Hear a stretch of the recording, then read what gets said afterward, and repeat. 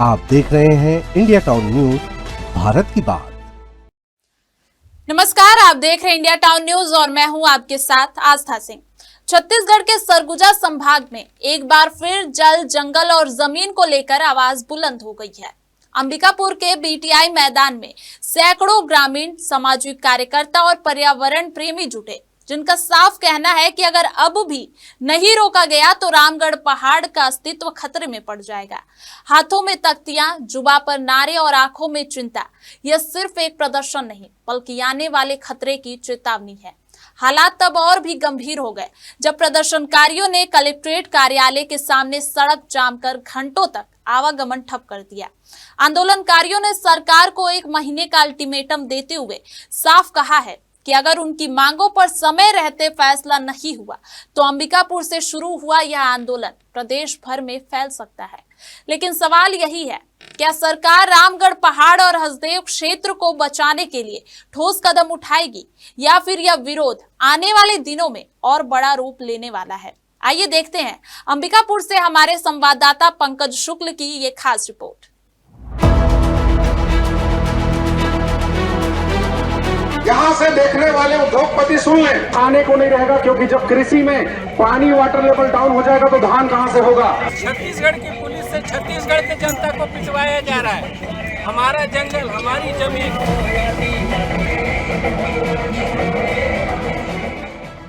छत्तीसगढ़ के अंबिकापुर में जल, जंगल और जमीन को बचाने के लिए अब एक बड़ा आंदोलन शुरू हो गया है। सरगुजा संभाग के अलग अलग इलाकों से सैकड़ों ग्रामीण अंबिकापुर के बीटीआई मैदान में जुटे और सरकार के खिलाफ अपना विरोध दर्ज कराया। रामगढ़ पहाड़ को बचाने की मांग को लेकर प्रदर्शनकारियों ने कलेक्ट्रेट कार्यालय के सामने सड़क जाम कर घंटों प्रदर्शन किया। आंदोलनकारियों ने साफ चेतावनी दी है कि अगर सरकार ने समय रहते फैसला नहीं लिया तो यह आंदोलन और तेज होगा। प्रदर्शनकारी हाथों में तख्तियां लेकर सरकार के खिलाफ नारेबाजी करते नजर आए।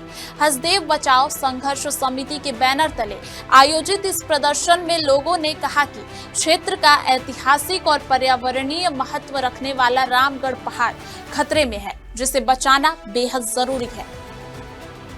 प्रदर्शनकारियों का आरोप है कि लगातार कोयला खदानों, सीमेंट फैक्ट्रियों और अन्य खनन गतिविधियों से जंगल उजाड़े जा रहे हैं और पर्यावरण को गंभीर नुकसान पहुंच रहा है। लोगों ने बताया कि सरकार को 1 महीने का अल्टीमेटम दिया जाएगा और तय समय में फैसला नहीं होने पर अंबिकापुर में अनिश्चितकालीन आंदोलन शुरू किया जाएगा। पूरे सरगुजा संभाग और मैं कहूँगा छत्तीसगढ़ के अंदर जिस पैमाने पे खनन परियोजनाएं खोली जा रही हैं, उसके कारण यहाँ का पूरा जंगल, यहाँ का जमीन, यहाँ का पर्यावरण, यहाँ का जल बर्बाद हो रहा है। और दुखद बात यह है कि ये जो खनन खोलने की प्रक्रिया है, इस प्रक्रिया में जो आदिवासियों के संवैधानिक अधिकार हैं, जो ग्राम सभाओं के अधिकार हैं, इन ग्राम सभाओं के अधिकारों को कुचल के काम हो रहा है। आप देख लीजिए कि हसदेव में 5 साल से लोग ये कह रहे हैं कि ग्राम सभा का फर्जी प्रस्ताव करके वन स्वीकृति हासिल की गई है, लेकिन उसको निरस्त नहीं किया गया, पेड़ काटा जा रहा है। अमेरा में 2014 में ग्राम सभा होती है, भूमि अधिग्रहण हम नहीं चाहते, उसके बावजूद जब जबरन भूमि अधिग्रहण हो जाता है ना, उसके बावजूद जबरन भूमि अधिग्रहण हो जाता है। आप देखेंगे कि जिस पैमाने पर आप मदन नगर इलाके में कि कोल बैलिंग एक्ट लगा के आप जो है भूमि अधिग्रहण कर रहे हैं बिना ग्राम सभा की सहमति के। तो ये प्रक्रिया है कि जो शासन प्रशासन है वो लोगों के लिए काम नहीं कर रहा है, बल्कि कुछ चंद पूंजीपतियों के लिए काम कर रहा है। और इसीलिए आज के इस आंदोलन में पूरे सरगुजा संभाग से लोग आए हैं ये चेतावनी देने के लिए कि जो जल, जंगल, जमीन, पर्यावरण का विनाश, जो लूट चल रही है, इसको तत्काल बंद किया जाए। ग्राम सभाओं के जो संवैधानिक अधिकार हैं उनका सम्मान किया जाए। और यदि ऐसा नहीं होगा तो ये आंदोलन की शुरुआत है, आने दिनों में ये आंदोलन और ज्यादा व्यापक होगा। प्रदर्शन के दौरान सैकड़ों ग्रामीणों ने कलेक्ट्रेट कार्यालय के सामने आधे घंटे तक सड़क पर बैठकर चक्का जाम किया। आंदोलनकारियों ने 13 सूत्रीय मांगों को लेकर मुख्यमंत्री के नाम एसडीएम को ज्ञापन सौंपा। प्रदर्शनकारियों का साफ कहना है कि अगर 1 माह के भीतर उनकी मांगों पर ठोस पहल नहीं की गई तो आंदोलन और उग्र रूप ले सकता है। प्रदर्शनकारियों ने यह भी आरोप लगाया कि सरगुजा और अन्य जिलों में कोयला खदानों के लिए जंगलों को लगातार नष्ट किया जा रहा है, जिससे आने वाले समय में बड़ा पर्यावरणीय संकट खड़ा हो सकता है। हमारे बार बार इनको आगाह करना हो रहा है। जिस तरीके से फर्जी दस्तावेज के आधार पर जमीनों का अधिग्रहण किया गया, फर्जी दस्तावेज का जांच जब चल रहा था, अंतिम स्थिति में पहुंची थी, उस दिन भी डीएफओ से हमने पूछा कि कितने पेड़ों की कटाई हुई, तो उसको इस बात का ज्ञान भी नहीं था, उसकी जानकारी भी नहीं थी। मैंने उनसे पूछा कि कितने मोटाई के पेड़ों की गिनती की जाती है, वो भी वो नहीं उस दिन बता पाए, और एक पेड़ के पीछे कितना पेड़ लगाना था ये भी नहीं बता पाए। ये घोर अन्याय हो रहा है छत्तीसगढ़ के साथ। ये कारपोरेट के साथ मिल करके पूरे छत्तीसगढ़ को लूटने की साजिश हो रही है।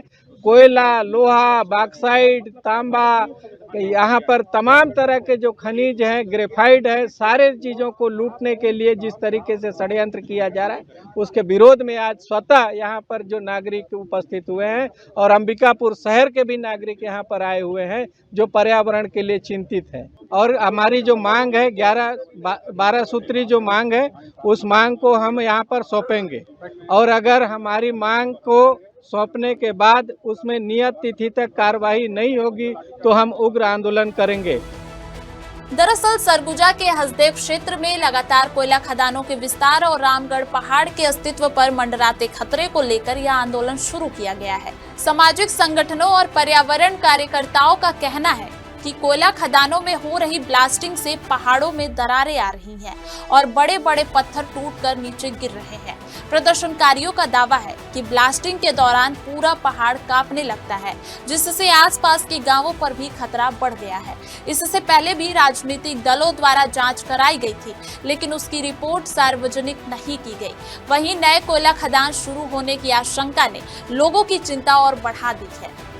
करता हूं कि उनका वीडियो बना करके उसके सामने मैं बताऊंगा कि अडानी का कौन अडानी का पैसा खाता है।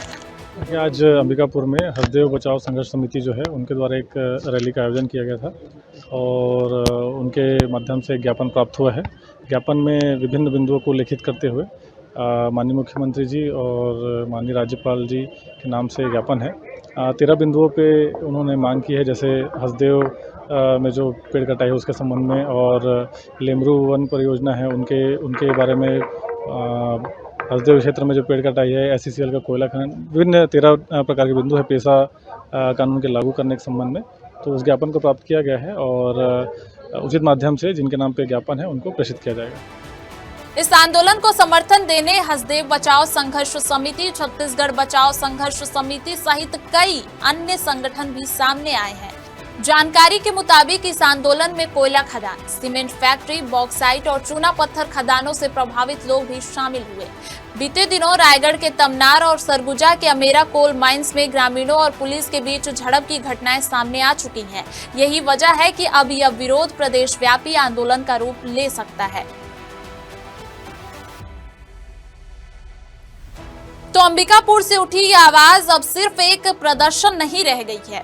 जल, जंगल और जमीन को बचाने की मांग को लेकर शुरू हुआ यह आंदोलन आने वाले दिनों में और व्यापक रूप ले सकता है। रामगढ़ पहाड़ को लेकर लोगों की चिंता साफ तौर पर यह बताती है कि विकास और पर्यावरण के बीच संतुलन को लेकर अब सवाल और भी गंभीर हो गए हैं। प्रदर्शनकारियों ने सरकार को 1 महीने का अल्टीमेटम दिया है और साफ चेतावनी दी है कि अगर तय समय के भीतर ठोस निर्णय नहीं लिया गया तो अंबिकापुर में अनिश्चितकालीन आंदोलन शुरू किया जाएगा। वहीं प्रशासन का कहना है कि ज्ञापन को शासन तक पहुंचा दिया गया है।